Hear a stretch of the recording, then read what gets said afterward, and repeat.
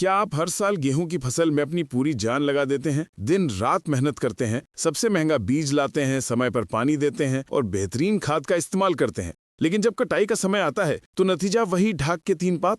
आपके खेत के बगल वाला किसान आपसे कम मेहनत करता दिखता है, लेकिन उसकी बालियां ज्यादा लंबी, दाने ज्यादा मोटे और पैदावार आपसे कहीं ज्यादा होती है। आप सोचते रह जाते हैं कि आखिर गलती कहाँ हो रही है। आप इसे अपनी किस्मत, मिट्टी का दोष या मौसम की मार मानकर चुप बैठ जाते हैं। लेकिन क्या होगा अगर मैं आपसे कहूं कि ये आपकी किस्मत या मेहनत में कमी का नहीं, बल्कि एक ऐसी छुपी हुई गलती का नतीजा है जो भारत के 90% किसान अनजाने में हर साल दोहराते हैं। एक ऐसा अदृश्य दुश्मन आपकी फसल की जड़ों में बैठा है जो आपके डाले हुए खाद पानी का पूरा फायदा पौधे तक पहुंचने ही नहीं दे रहा है। वो आपकी फसल को धीरे धीरे अंदर से खोखला कर रहा है और आप ऊपर से लहलहाती फसल देखकर धोखे में रह जाते हैं। आज इस वीडियो में हम उसी अदृश्य दुश्मन का पर्दाफाश करेंगे और आपको वो सीक्रेट फॉर्मूला बताएंगे जिसे जानने और अपनाने के बाद आपकी गेहूं की पैदावार सिर्फ बढ़ेगी नहीं बल्कि दुगनी हो सकती है। ये कोई हवाई बात नहीं, ये विज्ञान है। एक ऐसा रहस्य जो कृषि वैज्ञानिक जानते हैं लेकिन जो आम किसान तक कभी पहुंच ही नहीं पाया। अगर आप गेहूं की खेती से अपनी आमदनी को उस स्तर पर ले जाना चाहते हैं जिसका आपने सिर्फ सपना देखा है, तो अगले कुछ मिनट के लिए सब कुछ भूलकर इस वीडियो को अपनी आंखों और कानों से चिपक जाने दीजिए। हम जो बताने जा रहे हैं वो आपकी खेती करने की पूरी सोच को बदल कर रख देगा। और हाँ, अगर आपको हमारी ये जानकारी आपकी जिंदगी में एक बड़ा बदलाव लाने वाली लगे तो इस वीडियो को एक लाइक देकर हमारे चैनल को सब्सक्राइब जरूर कर लीजिएगा, क्योंकि हम ऐसे ही रहस्य उजागर करते रहते हैं जो आपकी खेती को मुनाफे का सौदा बनाते हैं। अब आपके लिए एक सीधा सा सवाल, जिसका जवाब आपको नीचे कमेंट्स में देना है। पैदावार कम होने पर आप सबसे पहला दोष किसे देते हैं? अपनी किस्मत को, बीज को, खाद को या मौसम को? पूरी ईमानदारी से जवाब दीजिएगा, क्योंकि आज आपकी ये सोच हमेशा के लिए बदलने वाली है। तो चलिए उस रहस्य से पर्दा उठाते हैं जिसका नाम है जिंक। रुकिए, मुझे पता है आप क्या सोच रहे हैं। अरे जिंक, ये तो हम जानते हैं, इसमें नया क्या है? यही तो सबसे बड़ा धोखा है। आप जिंक का नाम जानते हैं, लेकिन आप जिंक के काम करने का असली विज्ञान नहीं जानते। आप जिंक को खेत में डालते भी होंगे, लेकिन 99% संभावना है कि आप उसे उस तरीके से डाल रहे हैं जिससे वो पौधे को मिलने की बजाय मिट्टी में ही बेकार हो जाता है। जिंक सिर्फ एक पोषक तत्व नहीं है, ये गेहूं के पौधे के लिए उस स्पार्क प्लग की तरह है जो इंजन को स्टार्ट करता है। आप कितना भी पेट्रोल, नाइट्रोजन, फास्फोरस, पोटाश डाल दें, अगर स्पार्क प्लग ही काम नहीं करेगा तो इंजन कभी स्टार्ट नहीं होगा। जिंक पौधे के अंदर उन 300 से ज्यादा एंजाइम्स और प्रोटीन्स को सक्रिय करने का काम करता है जो पौधे की जिंदगी के हर पहलू को कंट्रोल करते हैं। उसकी जड़ों के विकास से लेकर तने की मजबूती, पत्तियों में क्लोरोफिल बनाने की प्रक्रिया और सबसे महत्वपूर्ण, बालियों में दाने भरने की प्रक्रिया तक। जब पौधे को सही मात्रा में और सही रूप में जिंक मिलता है तो वो जमीन में पड़े दूसरे पोषक तत्वों को खींचने के लिए एक चुंबक की तरह काम करने लगता है। उसकी भूख बढ़ जाती है, उसकी पाचन शक्ति बढ़ जाती है और इसका सीधा असर आपको अपनी फसल की रंगत, उसकी बढ़वार और आखिरी में दालों के वजन पर साफ साफ दिखाई देता है। लेकिन जब जिंक की कमी होती है तो पौधा एक कुपोषित बच्चे की तरह हो जाता है। आप उसे कितना भी खिलाते पिलाते रहें, उसका शरीर ही कमजोर रहता है। पत्तियां हल्की पीली पड़ने लगती हैं, पौधे की बढ़त रुक जाती है और आप इसे नाइट्रोजन या पानी की कमी समझकर और ज्यादा यूरिया या पानी लगाने लगते हैं, जिससे आपकी लागत तो बढ़ती है लेकिन समस्या ज्यों की त्यों बनी रहती है। ये एक ऐसा चक्रव्यूह है जिसमें किसान सालों साल फंसा रहता है और अपनी कम पैदावार को अपनी नियति मान लेता है। अब आता है सबसे बड़ा सवाल, वो गलती जो लगभग हर किसान करता है। जिंक कब और कैसे देना चाहिए? ज्यादातर किसान सबसे बड़ी गलती करते हैं बुआई के समय। वे जिंक सल्फेट को डीएपी खाद के साथ मिलाकर खेत में फेंक देते हैं। ये जिंक देने का सबसे गलत, सबसे विनाशकारी तरीका है। ये ऐसा ही है जैसे आप दूध में नींबू निचोड़ दें। जैसे नींबू दूध को फाड़कर उसे बेकार कर देता है, ठीक उसी तरह डीएपी में मौजूद फास्फोरस जिंक के साथ मिलकर एक ऐसा पत्थर जैसा यौगिक बना लेता है जिसे जिंक फॉस्फेट कहते हैं। ये जिंक फॉस्फेट पानी में अघुलनशील होता है, यानी ये पानी में घुलता ही नहीं है। अब आप खुद सोचिए, जो चीज पानी में घुलेगी ही नहीं, उसे पौधे की जड़ें कैसे सोख पाएंगी? आपका खरीदा हुआ महंगा जिंक, जिसे आपने अपनी फसल की ताकत बढ़ाने के लिए डाला था, वो अब मिट्टी में एक बेकार पत्थर के रूप में पड़ा है जो शायद अगले कई सालों तक पौधे को नहीं मिलेगा। आपने पैसा खर्च किया, मेहनत की, लेकिन नतीजा शून्य। कृषि वैज्ञानिकों के शोध के अनुसार डीएपी के साथ मिलाकर जिंक डालने पर उसकी उपलब्धता 95% तक खत्म हो जाती है। यानी आपके 100 रुपए में से 95 रुपए सीधे सीधे मिट्टी में बर्बाद हो गए। यही वो सबसे बड़ा रहस्य है जो खाद कंपनियां आपको कभी नहीं बताती, और ज्यादातर किसान इस अज्ञानता के कारण हर साल लाखों का नुकसान उठाते हैं। वे अपनी मिट्टी को जिंक तो दे रहे हैं, लेकिन उसे पौधे के लिए ताले में बंद करके दे रहे हैं, जिसकी चाबी उनके पास है ही नहीं। तो फिर वो चाबी क्या है? वो सीक्रेट फॉर्मूला क्या है जिससे ये ताला खुलेगा और जिंक सीधे आपके पौधे की रगों में दौड़ने लगेगा? ये फॉर्मूला बेहद सरल है, लेकिन इसकी जानकारी सोने के बराबर है। जिंक देने के दो मुख्य और सबसे कारगर चरण हैं। पहला चरण है बुआई के समय और दूसरा चरण है पहली सिंचाई के बाद। चलिए पहले चरण की बात करते हैं। बुआई के समय जिंक को डीएपी से दुश्मन की तरह दूर रखना है। जिंक का सबसे अच्छा दोस्त है यूरिया। जब आप बिजाई से ठीक पहले जिंक सल्फेट को यूरिया के दानों के साथ अच्छी तरह मिलाते हैं, तो यूरिया के दाने जिंक सल्फेट के कणों पर एक सुरक्षा कवच की तरह लिपट जाते हैं। जब आप इस मिश्रण को खेत में डालते हैं, तो ये यूरिया का कवच जिंक को मिट्टी में मौजूद फास्फोरस से सीधे संपर्क में आने से रोकता है। ये जिंक को एक तरह से रिलीज होने का समय देता है, जिससे पहले कि फास्फोरस उस पर हमला करके उसे लॉक करे, पौधे की नई निकल रही जड़ें उसे सोख लेती हैं। ये एक बहुत ही सरल लेकिन अत्यंत प्रभावी वैज्ञानिक तकनीक है। मात्रा की बात करें तो अगर आप जिंक सल्फेट मोनोहाइड्रेट 33% जिंक वाला का प्रयोग कर रहे हैं, तो प्रति एकड़ 7 से 8 किलोग्राम पर्याप्त है। और यदि आप जिंक सल्फेट हेप्टाहाइड्रेट 21% जिंक वाला का प्रयोग कर रहे हैं, तो इसकी मात्रा 10 से 12 किलोग्राम प्रति एकड़ रखें। इस विधि से आपका डाला हुआ 80 से 90% जिंक पौधे को उपलब्ध होता है, जबकि डीएपी के साथ ये सिर्फ 5% था। फर्क आप खुद देख सकते हैं। ये सिर्फ जिंक देना नहीं है, ये जिंक को पौधे को खिलाना है, और इन दोनों बातों में जमीन आसमान का अंतर है।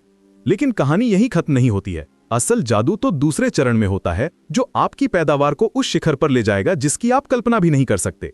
गेहूं की फसल की जिंदगी में एक ऐसा समय आता है जब उसे पोषक तत्वों की सबसे ज्यादा जरूरत होती है, जैसे एक गर्भवती महिला को सबसे ज्यादा पौष्टिक आहार की जरूरत होती है। यह समय आता है पहली सिंचाई के बाद, जब फसल 25 से 35 दिन की होती है और उसमें कल्ले फूटने या टिलरिंग की अवस्था चल रही होती है। इस समय पौधा अपनी पूरी ताकत नई शाखाएं बनाने में लगा रहा होता है। जितने ज्यादा स्वस्थ कल्ले फूटेंगे, उतनी ही ज्यादा बालियां बनेंगी और उतनी ही ज्यादा आपकी पैदावार होगी। यहीं पर आपको जिंक का बूस्टर डोज देना है, लेकिन इस बार जमीन से नहीं, बल्कि सीधे पत्तियों के ऊपर छिड़काव करके। इसे फोलियर स्प्रे कहते हैं। ये पौधे को सीधे नस में इंजेक्शन देने जैसा है, जिसका असर तुरंत और चमत्कारी होता है। इसके लिए आपको लेना है आधा किलोग्राम जिंक सल्फेट यानी 21% वाला। इसके साथ आपको मिलाना है 2.5 से 3 किलोग्राम यूरिया, और इन दोनों को 120 से 150 लीटर पानी में अच्छी तरह घोल लेना है। यूरिया यहाँ पर दो काम करता है। पहला, ये खुद नाइट्रोजन का एक स्रोत है जो पौधे की बढ़वार को तेज करेगा, और दूसरा, ये एक स्टिकर और पेनिट्रेटर का काम करता है, यानी ये जिंक के घोल को पत्तियों पर चिपकने और पत्तियों के रोम छिद्रों यानी स्टोमेटा के अंदर तक पहुंचाने में मदद करता है। इस घोल का छिड़काव आपको सुबह ओस हटने के बाद या फिर शाम के समय करना चाहिए, जब धूप तेज ना हो। ये एक स्प्रे आपकी फसल की काया पलट कर सकता है। जो पौधे पीले पड़ रहे थे, वे हफ्ते भर के अंदर गहरे हरे रंग के हो जाएंगे, रुकी हुई बढ़वार में तेजी आ जाएगी और आप कल्लों की संख्या में एक असाधारण वृद्धि देखेंगे। ये वो पहला कदम है जो आपकी पैदावार को 2 गुना करने की नींव रखेगा। अब बात करते हैं उस मास्टर स्ट्रोक की जो साधारण किसान और एक चैंपियन किसान के बीच का फर्क तय करेगा। ज्यादातर लोग पहला स्प्रे करके रुक जाते हैं, लेकिन असली खिलाड़ी खेल को आखिरी क्षण तक ले जाता है। गेहूं की फसल में दूसरा सबसे महत्वपूर्ण समय आता है बालियां निकलने से ठीक पहले की अवस्था, जिसे बूटिंग स्टेज या गभोट अवस्था कहते हैं। ये फसल के 75 से 65 दिन के बीच की अवस्था है। इस समय पौधा अपनी सारी ऊर्जा आने वाली बालियों को बनाने और उन्हें भरने में लगाने वाला होता है। अगर इस नाजुक समय पर उसे जिंक का एक और बूस्टर डोज मिल जाए, तो परिणाम अविश्वसनीय होते हैं। आपको वही पहले वाला घोल, आधा किलोग्राम जिंक सल्फेट और 2.5 किलोग्राम यूरिया को 150 लीटर पानी में मिलाकर एक बार फिर से स्प्रे करना है। ये दूसरा स्प्रे सीधे सीधे आपके दानों की संख्या, उनके साइज और उनके वजन पर असर डालता है। ये दानों के अंदर स्टार्च के जमाव को बढ़ाता है, जिससे दाने पिचके हुए और हल्के होने के बजाय ठोस, मोटे और वजनदार बनते हैं। इससे न केवल आपकी पैदावार की मात्रा यानी क्विंटल प्रति एकड़ बढ़ती है, बल्कि आपके अनाज की गुणवत्ता यानी क्वालिटी भी बढ़ती है। जब आप अपनी फसल को मंडी में ले जाते हैं, तो आपके गेहूं के दाने दूसरे किसानों के गेहूं के मुकाबले ज्यादा चमकदार, सुनहरे और भारी होते हैं, जिससे आपको निस्संदेह बेहतर दाम मिलता है। ये 2 स्प्रे का फॉर्मूला, एक कल्लों के समय और एक बालियां निकलने से पहले, गेहूं की खेती में जिंक के उपयोग का वो गोल्डन रूल है जो आपकी आर्थिक सफलता की गारंटी बन सकता है। चलिए अब थोड़ी और गहरी बात करते हैं, क्योंकि ज्ञान ही असली ताकत है। बाजार में आपको एक और तरह का जिंक मिलेगा जिसे चिलेटेड जिंक कहते हैं। ये जिंक का एक आधुनिक और बहुत ही उन्नत रूप है। इसे सरल भाषा में समझे तो चिलेटेड जिंक में जिंक के अणु को एक कार्बनिक बॉडीगार्ड के साथ पकड़कर रखा जाता है। ये बॉडीगार्ड जिंक को मिट्टी में मौजूद फास्फोरस या अन्य किसी तत्व के साथ अवैध रिश्ता बनाने से रोकता है और उसे सुरक्षित सीधे पौधे की जड़ तक पहुंचाता है। ये सामान्य जिंक सल्फेट से कहीं ज्यादा प्रभावी होता है और पौधे को 100% उपलब्ध होता है। हालांकि ये सामान्य जिंक से काफी महंगा होता है, लेकिन इसकी मात्रा बहुत कम लगती है। जहां आप सामान्य जिंक सल्फेट 10 से 12 किलो प्रति एकड़ डालते हैं, वहीं चिलेटेड जिंक जो 12% EDTA वाला होता है, सिर्फ 500 ग्राम प्रति एकड़ ही काफी होता है, जिसे आप मिट्टी में भी दे सकते हैं या स्प्रे भी कर सकते हैं। स्प्रे के लिए तो इसकी मात्रा 100 से 150 ग्राम प्रति एकड़ ही पर्याप्त होती है। तो क्या आपको चिलेटेड जिंक इस्तेमाल करना चाहिए? इसका जवाब आपके बजट और आपकी सोच पर निर्भर करता है। अगर आप एक प्रगतिशील किसान हैं और अपनी फसल पर सर्वोत्तम परिणाम चाहते हैं और थोड़ी अधिक लागत लगाने से नहीं डरते, तो चिलेटेड जिंक आपके लिए एक बेहतरीन विकल्प है। लेकिन अगर आप एक किफ़ायती और फिर भी बहुत प्रभावी समाधान चाहते हैं, तो जिंक सल्फेट को यूरिया के साथ मिलाकर डालना और बाद में उसका स्प्रे करना, ये आजमाया हुआ और सोने जैसा खरा फॉर्मूला है जो आपको कभी निराश नहीं करेगा। अंत में ये समझना जरूरी है कि जिंक सिर्फ पैदावार बढ़ाने वाली कोई जादू की छड़ी नहीं है, ये आपकी फसल का सुरक्षा कवच भी है। जिंक पौधे की रोग प्रतिरोधक क्षमता को जबरदस्त तरीके से बढ़ाता है। ये पौधे की कोशिकाओं की दीवारों को मजबूत बनाता है, जिससे फंगस और बैक्टीरिया का हमला करना मुश्किल हो जाता है। इसके अलावा जिंक पौधे को अजैविक तनाव यानी एबायोटिक स्ट्रेस से लड़ने की ताकत देता है। इसका क्या मतलब है? इसका मतलब है कि जब मौसम अचानक बदलता है, जैसे बहुत ज़्यादा ठंड पड़ना, बहुत ज़्यादा गर्मी पड़ना या पानी की कमी होना, तो जिस पौधे में जिंक की पर्याप्त मात्रा होती है, वह इन मौसमी झटकों को आसानी से झेल जाता है, जबकि जिंक की कमी वाला पौधा मुरझाने लगता है या बीमार पड़ जाता है।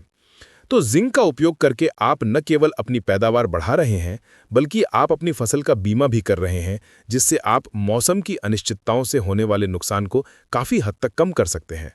ये आपकी लागत को कम करता है, क्योंकि आपकी फसल पर बीमारियां कम आएंगी और आपको फफूंदनाशकों पर कम खर्च करना पड़ेगा। तो आज हमने जो कुछ भी सीखा उसे एक बार फिर से दोहराते हैं। जिंक गेहूं की पैदावार का मास्टर कुंजी है। इसे कभी भी DAP के साथ ना मिलाएं। बुआई के समय इसे हमेशा यूरिया के साथ मिलाकर डालें। पहली सिंचाई के बाद कल्ले फूटते समय और दूसरा बालियां निकलने से पहले जिंक और यूरिया का फोलियर स्प्रे आपकी पैदावार में क्रांति ला सकता है। ये जानकारी सिर्फ जानकारी नहीं है, ये एक ऐसा अवसर है जो आपकी मेहनत को सही दिशा देकर आपकी आर्थिक स्थिति को बदल सकता है। अब फैसला आपके हाथ में है। क्या आप वही पुरानी गलतियां दोहराकर औसत पैदावार में संतुष्ट रहना चाहते हैं, या फिर इस वैज्ञानिक फॉर्मूले को अपनाकर गेहूं की खेती के एक नए बादशाह बनना चाहते हैं? चुनाव आपका है।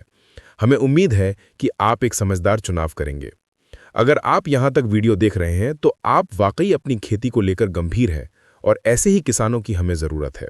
इस चैनल को सब्सक्राइब करना ना भूलें, क्योंकि अगली बार हम एक और ऐसा ही रहस्य लेकर आएंगे।